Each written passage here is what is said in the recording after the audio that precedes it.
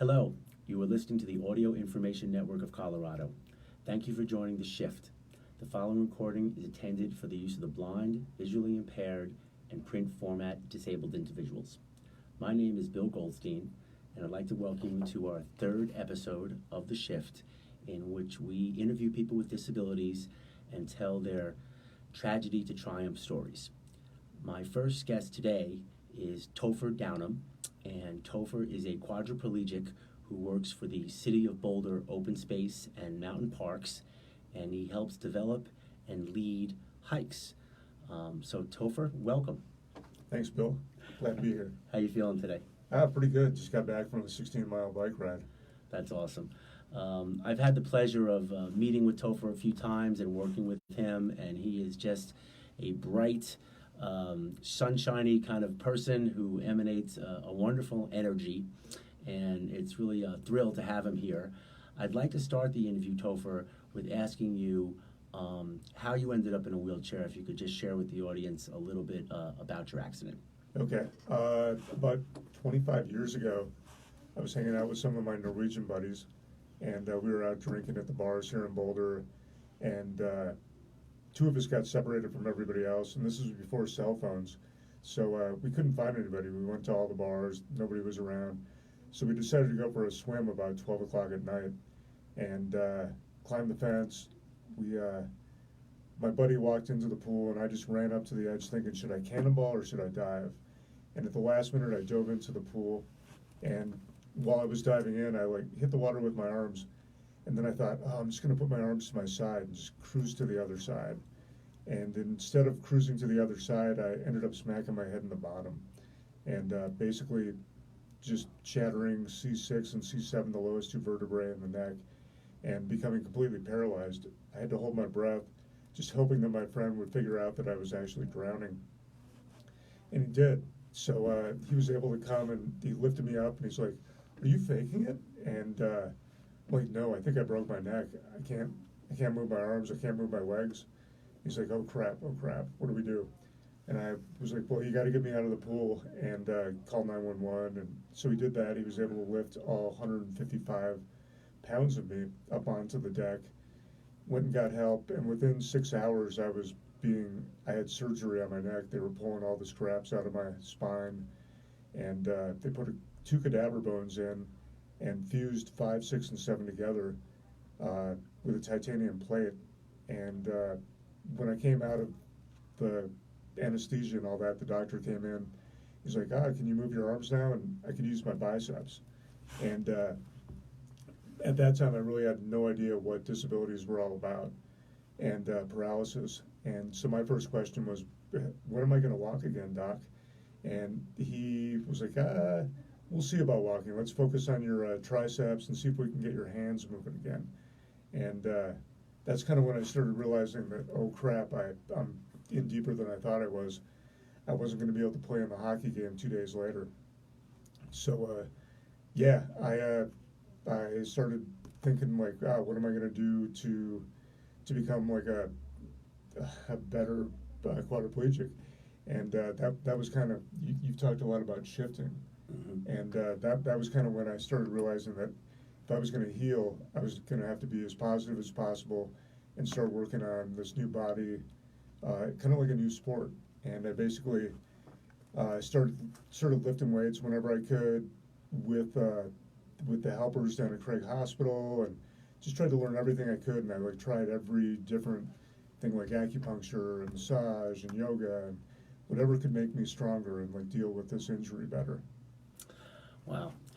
I still get a lump in my throat when you tell that story, but I'm happy to say it has such a happy ending. So let's talk now a little bit about how you got involved with City of Boulder Open Space and Mountain Parks. Sure. So after I finished up school the last semester, and then I started kind of working on convalescence, and I found that every time I got kind of mad at the world and just my situation, I would actually go out on a trail and just push as hard as I could and get those endorphins going, and then I'd find a little place to hang out by a stream, and life was good again, and I felt that connection and the connection with nature. And it was awesome for me, and I was like, this would be really good for other people too. So we should do a guidebook, and I started kind of working with different agencies, and we measured all the trails around Boulder and came up with a guidebook of all the accessible trails, and yeah, we made two. We made one back in '98, and we redid it in 2014. Made it a lot better, more colorful, more descriptive. But we were able to get a lot of people out with disabilities onto the trails, and it was awesome. I was actually able to help people, and eventually I got a job because of it. One of the guys that I worked with on this project knew that I could do a good job and hired me to do outreach. And yeah, we've been working together ever since, like 2001, I guess it was. You know, I think that's such an amazing story because I know that I don't normally think of people in wheelchairs and hiking. That usually, those two thoughts usually don't go together. However, now they forever will because of you. And Awesome. there are so many people that you have helped to, you know, just engage Mother Nature and all the wonderful things that happen when you're out on these hikes. We spoke a few times about the shift, and you know, the purpose of the show really is to try to tap in to and share with the audience is, you know, when you made that shift from perhaps feeling sorry for yourself or residing to a life in a wheelchair, maybe not in the most positive sense, and then you made the shift into what eventually prepared you're doing with your life now. And I know that you mentioned that you had kind of two shifts, and let's talk about that a little bit. You bet. So the first shift kind of came when I was in the hospital, when I was thinking, like, trying to become more positive. I'm in a wheelchair now, and I can't poop right, I can't pee right, nothing's working. And then I was like, I gotta look at the positive things. I'm alive, my brain still works, I can get out into nature, I can do all these cool sports, and that's kind of when the first shift came. I was watching a video in the rec center at the rec therapy department in Craig of these paraplegics downhill mountain biking with these four-wheel bikes. And I was like, I can do that. Yeah. And my first goal getting out of the hospital was to ride those things. And so much fun. Yeah, and we're going to talk a little bit more about those, Okay. the hand cycles, but let's continue with the shift. Oh yeah, and the second shift kind of happened when I was out on the trails, and I was like, man, what I'm doing right now for myself, connecting with nature, is great for everybody. And I want to, like, start helping people to connect with nature. And that's definitely the second shift when I was able to. Right. And that's kind of the gas in your tank now, so to speak. Yeah, that keeps totally. that keeps you going.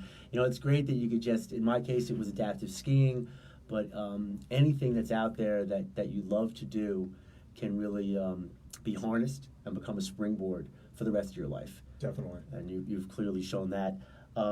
You shared a little story with me about how you ended up in Costa Rica and how you managed that, and I think that's a great story. I'd like to share that one with our audience if you don't mind. Okay. One of my friends is an airline, flight attendant, and she gave me a buddy pass, and I was trying to figure out where I wanted to go, and finally I said, well, how about if I give you 5 different choices, and you just tell me a couple days before where I'm going to go. So I said either Australia, Spain, Hawaii, Argentina, or Costa Rica. And 2 days before, like in February, she's like, you're going to Costa Rica. It's like, oh, all right. So I packed up my bag, ended up there, didn't know where I was going to stay, didn't know where I was going to go. And that gave me this, like, new passion for life. Like, I'm out there just exploring. I'm quadriplegic, don't know what I'm doing, don't know where I'm going, just hoping that everybody's going to help me out and stuff, and I'll figure it out. And it all worked out. I ended up getting out to Malpais and, like, zip lining and fishing, and just everything kind of lined up. And I ended up at a hotel that was accessible, and everybody was just so helpful, like getting me onto the snorkel boat and pulling me around the island to look at the fish, and just amazing. And it kind of rejuvenated that faith in humanity when I was out there, and that you see the beautiful sense, or the beautiful way that people have, and how everybody wants to help out. and you kind of get over all the news that you see all the time, and that bums you out. Like, it looks like there's a lot of bad stuff going on, but Things can always be worse. Yeah, as I yeah, like to say. exactly, totally. Well, that's amazing. You know, it's you made me think a little bit about the challenge, because when you do become disabled, certain things that used to be second nature are not. In my case, it was skiing, and I remember being really scared. You know, the first time I went to a mountain, a new mountain, right, by myself, getting off the chairlift with one leg, and my heart beating. But I also remember how good it felt after I accomplished that. And I guess the message I'd like to share with the audience is that it's okay, and I think healthy, to push whatever limits that you have. They may not be the same limits as you had before your disability, or the same limits if you did not have a disability, but nonetheless, there is a lot to be gained by pushing that envelope relatively. I like to say, you know, being disabled does not define what you can't do, but rather it lets you show the world that nothing is impossible. Totally. And I think you're certainly an example of that. I wanted to share with the audience, you know, you took me on a really cool hike a couple days ago called the Sensory Trail. And I'm going to let Topher explain it, but this trail is designed for blind people and people with disabilities. It has things like rope railings and braille signage, and it encourages you to smell and feel and close your eyes and all the things to really just get the sensory out of the hike, as opposed to some of the things that, quite frankly, you used to take for granted. So I'd like you to tell the audience about how they can access that hike, and, you know, a little bit about how it came to be. Sure. The best place to access it, or the only place to access it, is going up Flagstaff Road and turning on the Summit Road up towards Realization Point. And it's up by Artist Point, up on the top of the mountain there. And yeah, you just access it from, there's a couple of disabled spots there, a bathroom. Yeah, access it from the start of the rope, and you can either have a guide helping you. The signs are in Braille, and it's designed for anybody that's low vision or anybody that wants to experience low vision, and just kind of learn about like all the different senses that you can still experience nature with. That's kind of the whole premise of it, is you don't need sight to enjoy nature. And a lot of people forget that, and forget that there's like all this other stuff going on around you. Yeah, you know, one thing I noticed when I was reading the story of it is that there's a certain grade, so it's not too steep, it's relatively smooth, and it's wide enough for a wheelchair. So anybody who's considering going out there, regardless of if you have a disability or not, it's an easy hike to do. Yeah. And absolutely a beautiful, beautiful hike as well. It's gorgeous. Yeah. I remember you smelling the Ponderosa pines and being blown away by it. Yeah. Yeah, I would encourage anybody to check it out if they get the chance. And matter of fact, if you want to get out a pen and paper, Topher is going to give you a phone number that you can reach him at, so that when you are ready to get out and do some of this adaptive hiking, he is your guy. All right. My number at work is 303-709-3632. Again, that's 303-709-3632. Great, thank you. Now I also want to talk about some pretty neat stuff that you do with hand cycles. And I wonder if you could give our audience a kind of a vivid description of what one of these looks like, and then explain how it works, and then lastly, how they can get a ride. Okay. So these hand cycles, they're three-wheel bikes, two wheels in the front, and your legs basically go between the wheels around the frame into these little pockets that the legs fit in, and then you have pedals in front of you that you can twist to turn, or else you can reach out, and there's some bars kind of towards the end, kind of towards the wheels, and you can steer with those or with the pedals, and kind of get around rocks and stuff. They're big wheels. They're like mountain bike wheels. The one in the back kind of sits behind your seat, so you're sitting on this like almost like a bucket seat, and just real comfortable. It's got a back on it, and they're power assist too, so some of us quads aren't like super strong where we can go like 500 miles or whatever, so or even like 20. So with this power assist, we can actually keep up with our buddies that are on regular bikes and go for a 20-mile ride and still have enough energy to go get a beer afterwards. And that's pretty awesome. Like in the past, before we had power assist, it was kind of like you'd go 5 miles and you'd just be dead. Now, what happens if you're like, buzzed from drinking beers in one of these things? Is there such a thing as drunk driving for people in wheelchairs or hand cycles? Yeah, we don't condone that, but yeah, you almost get a buzz just from the endorphins. Yeah. I'm feeling pretty buzzed just for going for that 16-mile ride that I did today. That's awesome. That's awesome. I've had a chance to get in one of these bikes, and it's really fun. And if someone in our audience listening would like to give one of these a try, how would they go about doing that? What are some of the opportunities to do that? Just contact me, again, with that same phone number, 303-709-3632, or go to our website, www.osmp.org, and that has a Visitors with Disabilities page. And you can go to that and see all the things that we offer, all the trails that are accessible. You can download the guidebook.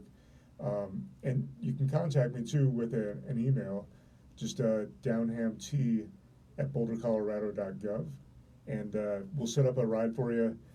We try to do it in the morning before it gets too hot during the summer, in the afternoon, in the fall, in the spring when it's kind of cold in the morning.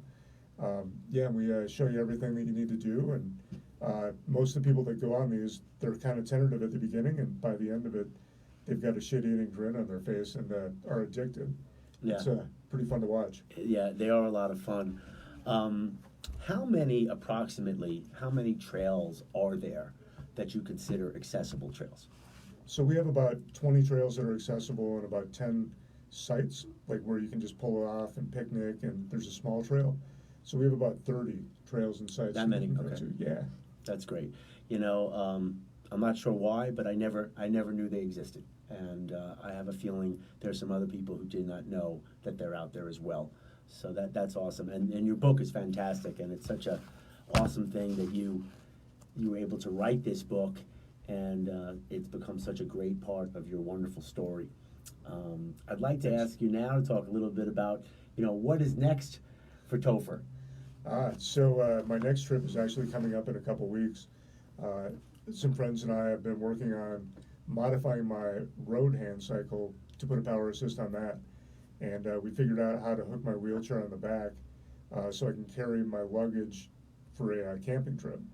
We're not just doing a camping trip here, we're actually flying to the Loire in France, and we're going to bike for a month, just following the river, stopping at wineries, checking out castles and museums and nature, and just riding. I'm jealous. Want to go? Yeah, maybe I will take you up on that. All right. And then, are there any other things that you have planned for disabled hiking and outdoor stuff? Any other things on your chalkboard? Yeah, we're trying to do a lot of hikes for families with disabilities, and we're trying to do them all around Denver. So we've done like Crown Hill Park. We've done. We're going to try to do the Fowler Trail up at El Dorado Springs, and we want to go down to Roxborough. We did the McKay Lake Nature Play area. Super fun. Everybody enjoyed that. But so anybody with a disability that wants to come along, or actually anybody without a disability. Yeah, that's what I'm going to ask you. On a typical group that you take out, what does that look like? I mean, how many people are able-bodied? How many people are disabled? Do you take out groups where there are different disabilities represented? In other words, you have some blind hikers, wheelchair-bound, missing limbs. Definitely. And we'll set up any type of hike that anybody wants. If you want to do a low vision hike or a blind hike, we can totally do that. And MS hikes, or we do spark hikes. So we do these hikes for people experiencing memory loss. And we have all sorts of. We even have wheelchair experientials, so we can throw people that are able-bodied into a wheelchair so that they get a sense of what it's like to be in a chair. Cool. Yeah. I have a question that I'm going to come at you from left field because I didn't prep you with this one, but is there a particular story that you remember or an individual that you remember from one of your hikes that you could share with us? I remember so many. One was we did a wheelchair. I think it was a bird watching hike, and this dad came with three of his daughters, and one was in a wheelchair, and we power chair, and we gave the regular just manual chairs to the other two daughters, and they're all pushing on this hike, and by the end of it, they're all doing a train with the wheelchairs. Oh, yeah. And the daughter with the disability is just loving it. She's like, wow, like my sisters are like doing a little train with me, and they're in a wheelchair. This is fun. And Yeah. it was cool. You know, sometimes I say to myself, I don't know who gets more out of it, you know, the student or the instructor. Totally. But they both get a great deal out of it. So now I have a question that is kind of a little bit tongue-in-cheek, but how do you get a name like Topher? I can make up a story for you. Well, we'll stick with the truth for now. Just it's short for Christopher. Yeah, I remember back in college, I was in a class, and there were about 15 people in this class, and we're going around telling names, and you know, there's like 5 girls all named Chris, and there's 5 guys, and when it comes to me, I'm like, I think I'm going to start going by Topher, and there's too many Chris's, and I said, my name's Topher, and just kind of kept on from there. You know, I love that story. So, you know, I made a little deal with Topher that if I went on the sensory hike with him, he's going to come up to Ignite Adaptive Sports and ski with me this winter. And I'm really looking forward to that, and I'm going to be sure to let everyone know how that goes. And for those of you that are out there that are thinking about skiing or hiking, I'd like to give you my phone number as well. It's Bill Goldstein at 917-658-8579. I'm going to give you Topher's number one more time, and that number is 303-709-3632. We are just about out of time, and boy, did it go fast. Definitely. But I'm just going to do my little closing here. And Topher, thank you so much for everything that you do. And too. For who you are. And signing off, this is the Audio Information Network of Colorado. Thank you for joining us for The Shift. Again, my name is Bill Goldstein, and we invite you to please stay tuned for our next program. Thank you so much. Thank you.